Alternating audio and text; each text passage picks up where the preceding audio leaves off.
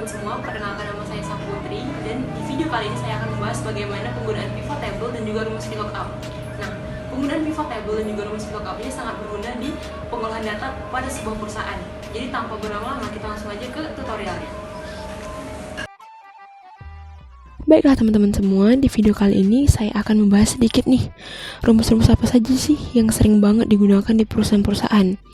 Jadi saya akan membahas rumus VLOOKUP, rumus HLOOKUP, rumus proper, rumus upper, rumus lower, dan rumus contif. Dan yang terakhir itu ada pivot table. Pivot table itu sebenarnya bukan rumus tapi kayak lebih pemanfaatan fitur dari Microsoft Excel sendiri. Dan pivot table ini juga sering banget nih digunakan di perusahaan untuk melihat data-data pada perusahaan. Jadi yang untuk pertama kali saya akan membahas tentang rumus VLOOKUP. Sebelum kita membahas rumusnya, saya akan sedikit menjelaskan apa sih rumus VLOOKUP itu. Nah, jadi rumus VLOOKUP itu merupakan rumus pada Microsoft Excel yang sering banget untuk digunakan dalam mencari data. Nah, jadi awalan huruf V pada rumus VLOOKUP ini merupakan singkatan dari kata vertikal. Jadi istilah vertikal ini merujuk pada bentuk tabel bantu atau tabel referensi yang digunakan, di mana header atau judul tabel terletak di bagian atas dan datanya itu tersusun di bawah. Jadi seperti ini ya rekan-rekan. Jadi di sini header dari data tersebut itu berada di atas dan juga data-datanya itu disusun secara vertikal. Nah, dan pada tabel referensi ini, kita dapat menggunakan rumus VLOOKUP. Nah, kita langsung saja nih membahas apa-apa aja sih yang dibutuhkan dalam rumus VLOOKUP ini. Jadi, kita sudah klik nih rumus sama dengan VLOOKUP, lalu buka kurung, lalu di sini ada lookup value. Lookup value itu merupakan nilai yang dicari. Jadi, kita dapat mengisi ini dapat berupa angka, teks, tanggal, ataupun nilai tertentu. Jadi misalnya kita ingin mencari nama barang dari kode A seperti contoh berikut. Nah, jadi kita tinggal klik aja. Tinggal klik lalu selanjutnya titik koma. Lalu di sini dibutuhkan table array. Table array itu merupakan tabel referensi. Jadi pada sebuah penginputan itu kita membutuhkan tabel referensi. Nah, jadi jika dibutuhkan tabel array seperti ini, kita tinggal blok aja tabel referensi yang ada di atas, kita blok, lalu kita tekan F4. Kita klik F4 untuk mengunci data tersebut. Nah, setelah itu akan muncul tanda dolar seperti ini. Lalu kita lanjut, lalu kita titik koma, kita klik titik koma, lalu column index number ini merupakan nomor kolom. Jadi kita kan ingin mencari nama barang. Nah, di tabel referensi nama barang ini ada terletak di kolom berapa. Jadi kode ini adalah kolom pertama, nama barang merupakan kolom kedua, harga kolom ketiga, dan satuan ini merupakan kolom keempat. Nah, karena nama barang ini merupakan kolom kedua, jadi kita masukin nih 2. Selanjutnya kita klik titik koma. Lalu di sini ada penjelasan true dan false. Jadi true ini merupakan apabila kita dalam penginputan ini kita ingin mencari data yang sesuai. Jadi jika kita mengklik true, itu data yang kita cari apabila tidak ditemukan, maka secara otomatis menemukan yang berkaitan atau mendekati. Nah, dan false ini apabila data yang yang ingin kita cari tidak ditemukan, maka dia akan menampilkan error. Jadi dengan menu false ini hanya menampilkan data yang kita inginkan saja. Jadi kebanyakan perusahaan menggunakan menu false. Jadi kita klik, lalu kita tutup kurung, lalu enter. Nah, jadi sesuai ya teman-teman. Nama barang di kode A itu sabun. Nah, jadi kita lanjut nih di harga. Di harga, penggunaan rumusnya itu sama saja, tetapi berbeda di kolom, di letak kolomnya aja. Jadi seperti ini. Sama dengan VLOOKUP,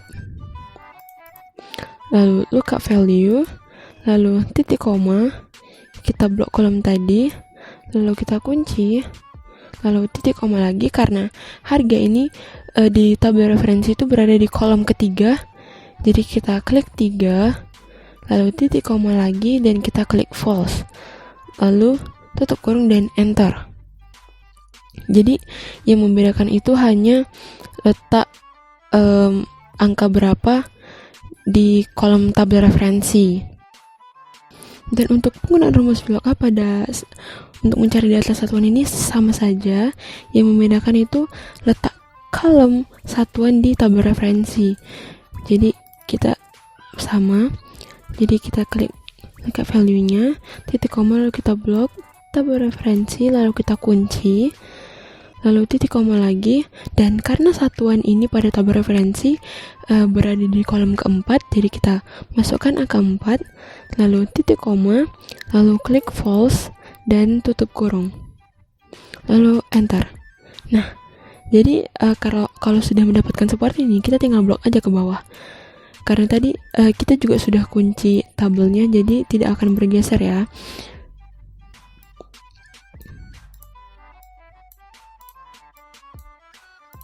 Nah, jadi sesuai ya teman-teman. Di sini nama barang sabun yaitu kode A dengan harga 2.500 dengan satuan buah. Jadi sistem ini akan otomatis memasukkan data-data yang ingin kita cari. Jadi berikut penjelasan tentang rumus-rumus VLOOKUP. Jadi selanjutnya kita akan melanjutkan ke penjelasan rumus HLOOKUP. Sebelum kita membahas tentang rumus HLOOKUP, saya akan menjelaskan apa sih rumus HLOOKUP itu. Jadi rumus HLOOKUP itu merupakan fungsi rumus Excel yang berfungsi untuk mencari data. Jadi awalan huruf H di depan kata HLOOKUP merupakan singkatan dari kata horizontal. Jadi horizontal ini merujuk pada bentuk tabel referensi yang digunakan, di mana header atau judul terletak di bagian kiri dan datanya tersebut tersusun secara horizontal. Jadi seperti ini teman-teman. Nah, jadi header judulnya itu berada di samping dan juga datanya itu disusun secara horizontal. Jadi seperti ini.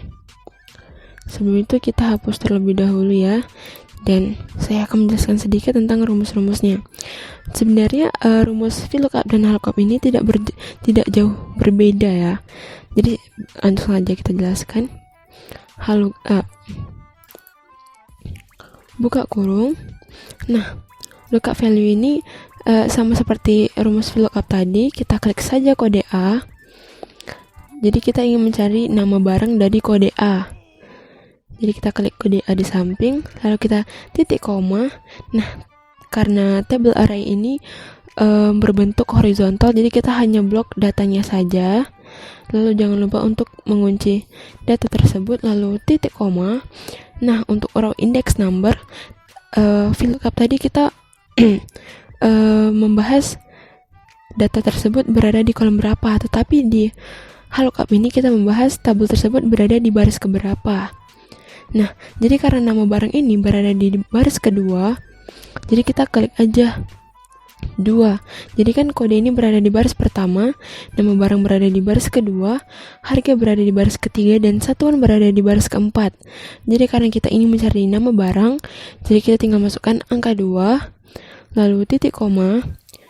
Lalu seperti yang sebelumnya, kita hanya kebanyakan perusahaan menggunakan menu false. Jadi kita hanya menggunakan menu false saja untuk mencari hasil yang sesuai. Lalu tutup kurung dan enter. Nah, jadi sama nih teman-teman. Sabun. Dan untuk harga juga sama ya teman-teman.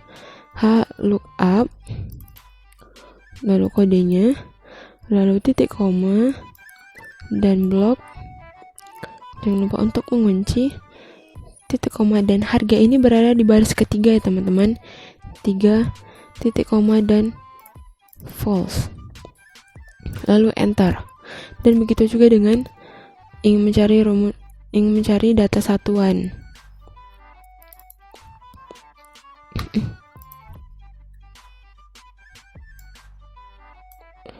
F4 titik koma dan satuan ini berada di baris keempat, titik koma lagi dan false, tutup kurung. Jadi teman-teman bisa langsung blok aja ke bawah ya. Nah, secara otomatis Microsoft Excel akan menampilkan data yang sesuai. Nah, jadi Dari penjelasan berikut, saya harap teman-teman dapat memahami bagaimana penggunaan rumus VLOOKUP dan HLOOKUP. Baiklah teman-teman semua, selanjutnya kita akan membahas rumus-rumus selanjutnya nih. Jadi selanjutnya kita akan membahas rumus lower. Dan rumus lower ini sangat mudah ya. Jadi semisalnya kita sebagai sekretaris disuruh membuat untuk tulisan-tulisan yang misalnya kita ingin membuat sebuah visi misi dari sebuah pimpinan. Nah, jadi kita disuruh menginput visi misi tersebut terhadap Microsoft Excel. Tetapi data-data tersebut tuh berupa caps lock atau huruf besar semua, huruf kapital semua. Nah, jadi tetapi instruksinya kita disuruh untuk tidak boleh ada huruf kapital. Jadi tenang saja teman-teman. Jadi saya mempunyai solusinya. Jadi Microsoft Excel mempunyai solusinya. Jadi kita langsung saja menemukan rumus lower, lalu buka kurung, lalu kita klik aja teks tersebut, lalu tutup kurung, dan enter. Nah, jadi secara otomatis tulisan tersebut akan menjadi huruf kecil semua ya. Dan untuk selanjutnya juga berlaku sama, lower, buka kurung, dan enter. Nah, jadi rumus tersebut benar-benar sangat membantu kita dalam proses penginputan. Jadi kita tidak perlu harus mengetik ulang. Jadi cukup memakan banyak waktu. Dan selanjutnya kita akan membahas rumus upper. Yaitu rumus upper ini di rumus tersebut berguna untuk menghuruf besarkan tulisan-tulisan yang kita inginkan. Jadi misalnya nih, nah, jadi dari tulisan tersebut kita mendapatkan instruksi untuk terdapat aturan untuk membuat ini tulisan tersebut menjadi huruf besar. Nah, jadi tenang saja, kita bisa menggunakan rumus upper, yaitu sama dengan upper, lalu buka kurung, lalu kita langsung saja klik teksnya, lalu tutup kurung dan enter. Dan begitu juga dengan selanjutnya, upper, buka kurung, lalu klik teksnya dan enter. Jadi secara otomatis dia akan langsung mengkapitalkan tulisan-tulisan yang kita inginkan. Jadi rumus-rumus berikut itu sangat-sangat membantu. Dan selanjutnya kita akan ke rumus proper. Nah, dari rumus proper ini berguna untuk jadi dalam proses penginputan terdapat instruksi untuk agar tulisan tersebut semua huruf awalnya itu kapital. Jadi kita langsung saja menggunakan rumus proper. Proper, buka kurung, lalu klik tulisannya, lalu tutup kurung dan enter. Nah, jadi secara otomatis tulisan-tulisan yang diinginkan tersebut huruf awalnya itu akan menjadi kapital. Untuk selanjutnya juga sama, proper, buka kurung, klik tulisannya, tutup kurung dan enter. Nah, benar-benar sangat membantu bukan? Jadi kita tidak perlu mengetik ulang tulisan-tulisan yang diinginkan. Jadi Microsoft Excel juga memiliki solusinya. Jadi yaitu bisa menggunakan rumus lower, rumus upper, dan rumus proper nih. Baiklah, selanjutnya kita akan saya akan menjelaskan tentang rumus CONIF. Jadi rumus CONIF ini merupakan rumus yang digunakan untuk menghitung jumlah sel pada suatu range yang punya satu kriteria tertentu. Jadi kita langsung saja klik rumusnya. Nih, di sini terdapat data-data yang seperti tabel referensi, dan di sini ada L yaitu jenis kelamin laki-laki dan jenis kelamin perempuan, dan di sini absensi hadir dan juga absensi alfa. Nah, jadi kita di sini saya akan menggunakan rumus CONIF untuk mencari data jenis kelamin laki-laki dan perempuan dan juga absensi hadir dan alfa. Langsung saja saya klik rumusnya. CONIF, buka kurung. Nah, range ini yaitu merupakan data mana di data mana kita akan menemukan jenis kelamin laki-laki. Jadi di sini kan pada data sebelumnya di sini ada jenis kelamin. Jadi kita tinggal blok aja di sini range. Kita blok di data yang ingin kita temukan.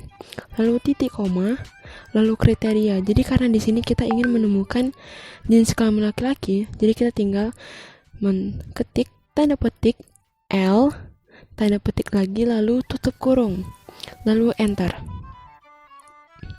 Nah, jadi secara otomatis Microsoft Excel akan menghitung ada berapa jumlah laki-laki pada data tersebut. Dan begitu juga jika kita ingin mencari data perempuan. Jadi klik count if, lalu kita blok range-nya, lalu titik koma, tanda petik P, tanda petik lagi, lalu tutup kurung dan enter. Dan secara otomatis, jadi pada data tersebut laki-laki berjumlah 9 dan perempuan berjumlah 7. Begitu juga untuk jika kita ingin mencari berapa karyawan yang hadir dan juga berapa karyawan yang alpha. Ini akan benar-benar sangat memudahkan HRD pada saat ingin menginput data absensi ya teman-teman. Jadi range, kita blok ini, lalu titik koma, tanda petik hadir, tanda petik lagi dan tutup kurung dan enter. Begitu juga dengan mencari data berikut, blok, lalu titik koma, lalu tanda petik alpha, tanda petik lagi dan tutup kurung. Nah, jadi ini sudah terlihat ya teman-teman, siapa saja karyawan yang hadir dan juga siapa saja ya karyawan yang alpha. Nah, ini benar-benar sangat membantu nih dan tidak memakan banyak waktu dan sangat simple nih. Jadi untuk teman-teman semua yang bekerja di perusahaan, rumus ini benar-benar sangat digunakan dan sangat bermanfaat di perusahaan nantinya. Baiklah teman-teman semua, selanjutnya saya akan kembali menjelaskan penggunaan fitur pivot table pada Microsoft Excel. Nah, pivot table ini terdapat di insert, lalu terdapat di sini. Nah, penggunaannya itu semisalnya kita memiliki data pembelian barang pada sebuah perusahaan kita, misalnya Toko Makmur Jaya. Kan di sini contoh yang saya tampilkan ini dapat memiliki banyak data nih ya. Tapi tenang saja, dengan fitur pivot table ini secara otomatis akan mengelompokkan dan meringkas agar dapat mudah dilihat secara ringkas teman-teman semua. Jadi tanpa berlama-lama langsung aja nih ya. Yang pertama kita ke insert, lalu di sini ada pivot table, kita klik. Nah, lalu kita blok nih dari data-data yang ingin kita kelompokkan, yang kita ringkas. Kita blok. Di sini bernama tabel sumber karena saya menamai data tersebut menjadi tabel sumber. Lalu jika kita ingin meletakkan pivot table tersebut di sheet yang sama, maka kita memilih menu existing worksheet. Jika kita ingin meletakkan pivot table di sheet yang baru, maka kita klik new worksheet.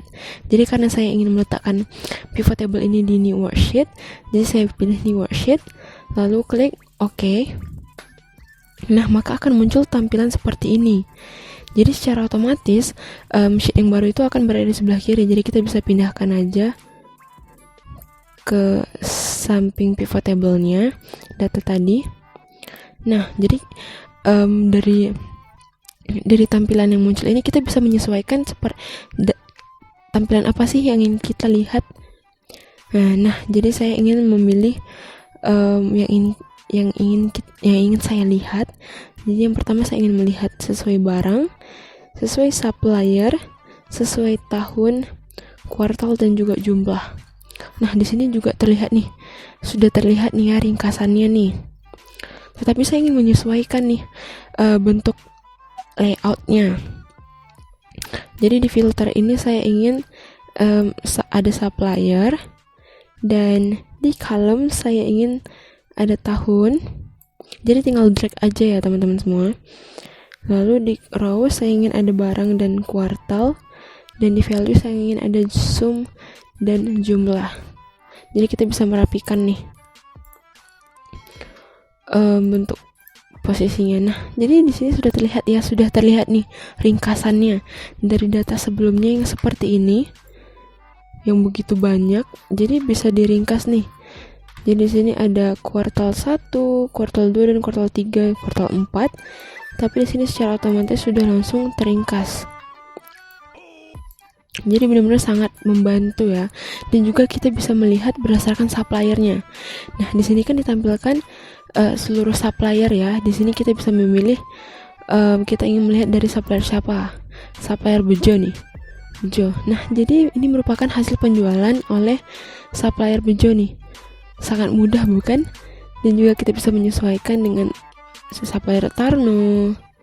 Dan juga kita juga bisa memilih oleh semua supplier. Jadi ini benar-benar sangat membantu perusahaan dalam melihat ringkasan seluruh penjualan baik itu dari tahun 2015, 2016, dan 2017. Jadi pivot table ini benar-benar sangat direkomendasikan dalam penyusunan atau peringkasan data-data baik itu penjualan atau pembelian pada sebuah perusahaan. Jadi mungkin sekian yang dapat saya sampaikan. Jadi berikut itu merupakan penjelasan terakhir dari saya. Saya harap teman-teman semua dapat mengerti dari penjelasan saya tadi. Saya mohon maaf apabila ada kesalahan kata ataupun penjelasan yang tidak mengerti.